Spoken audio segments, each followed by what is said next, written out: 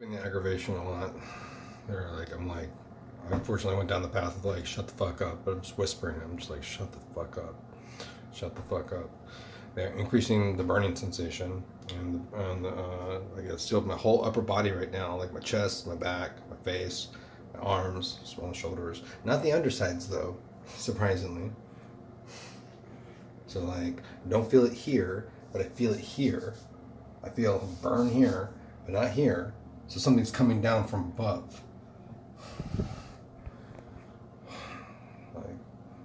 Like I have a brain dad. It's functioning.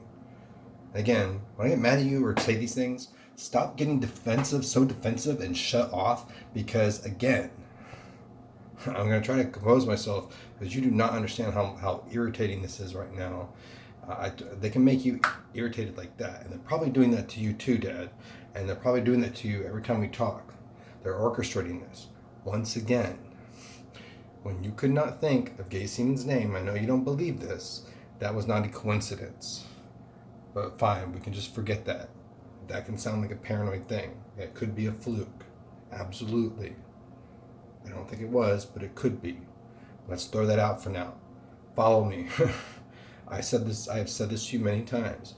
And stop getting defensive and stop shutting down and listen to me and understand this. I'm not patronizing you. I am telling you, when the day after Thanksgiving in 2016, when I flipped the fuck out on Facebook and was talking to you and you couldn't think of Gay Seaman's name, it is not a coincidence that you said that you were mentioning the time that you visited me from over 10 years before that. Over 10 years.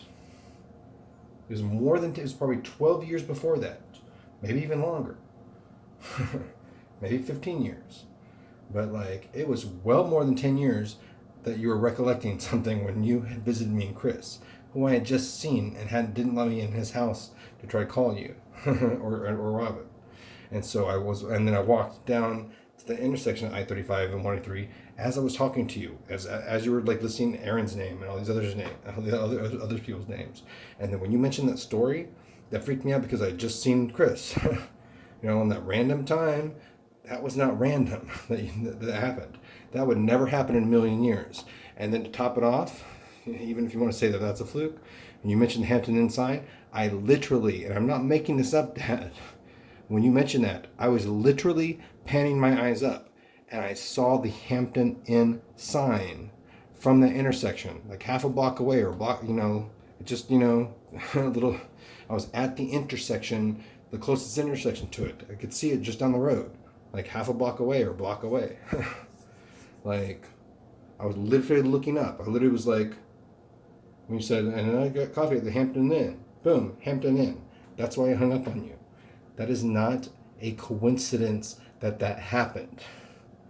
Look at the text logs. Look at most of my videos. I'm not freaking out in these videos.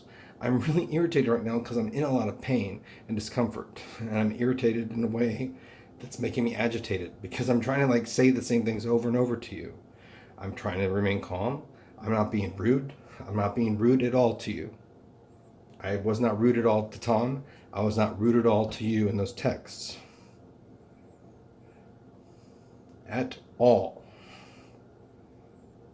So I was wronged, and so Tom has like kept the misinformation out there, which he caused, and that's not the only misinformation that he's caused, that led you to decide to treat me in a way to think that I was the type of person that I wasn't, which shouldn't be treated that way anyway. Well, except for like threatening of his daughters. I'm not the type of I would never do that. And then you mentioned the other thing, which I had left off a negative or whatever, or I was telling Robin what they were saying and shit like that. And I told you that instantly on the phone. And then you freaked out and you still are like, no, you had an intent.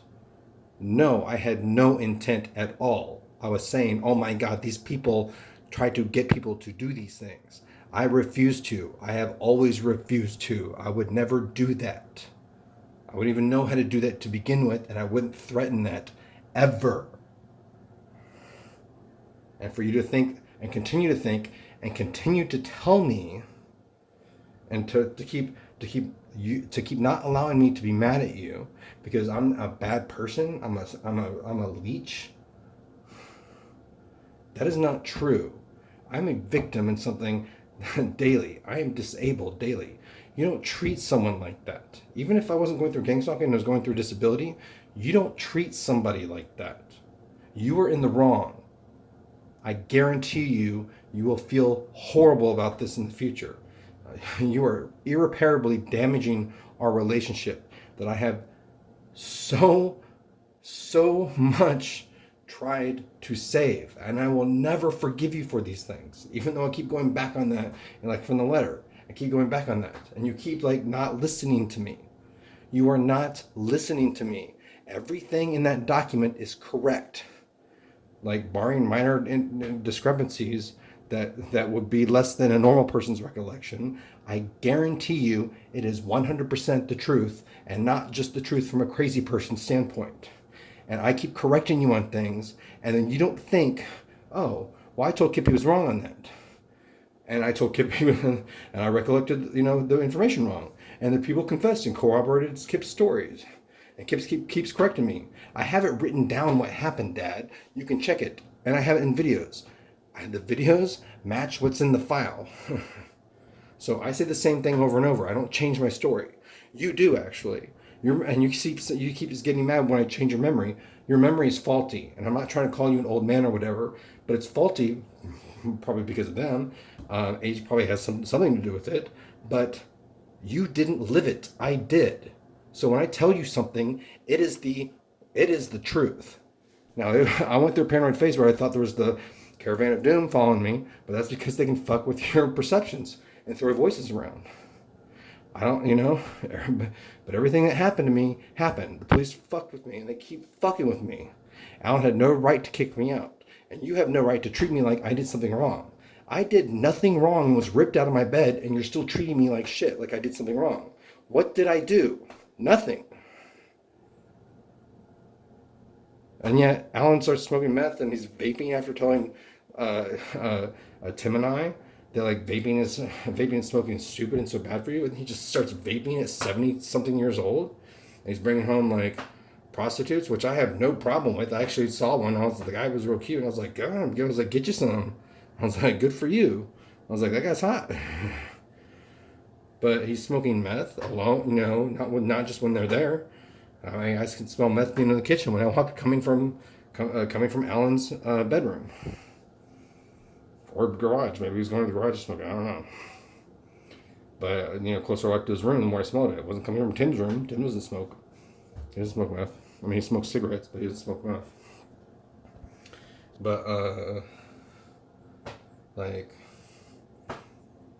and then he takes a hammer to my door, and he takes a hammer to my door after, first of all, the first set of police leave, okay? Because there's nothing to do. I am totally quiet.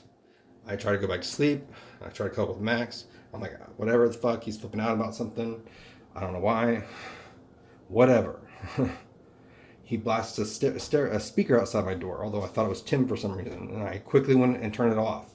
Because I was like, Alan's going to flip the fuck out. Because that's 10 times louder than I could have been possibly been. And that was definitely could be heard from Alan's bedroom. I knew it. And I was doing that for him. And then I moved it closer to Tim's door on the floor. So I didn't kick it when, if I forgot what, if later, if Alan was going to walk by. And then Alan's like, give me back my Bluetooth speaker. And I opened my door again. I'm like, Alan, it's right behind you. And he turned. He like turned, or actually turned he turned and he saw it. I closed my door again. And he goes, I'm getting the hammer. And takes a hammer to my door, reaches in like The Shining, and like unlocks the door and has Tim take off the door handle, and then calls the police again, who ripped me out of bed after pointing a taser at me, after I repeatedly told them he took a hammer to my door. I didn't do anything. I'm not thinking about hurting myself or anybody else. I'm not suicidal. I don't need to go with you anywhere. I don't want to go with you anywhere. I want to be left alone. Talk to him about the door, which they saw on entering and then leaving. There was no mental exam done after that. There was no reason for them to take me. That's not important.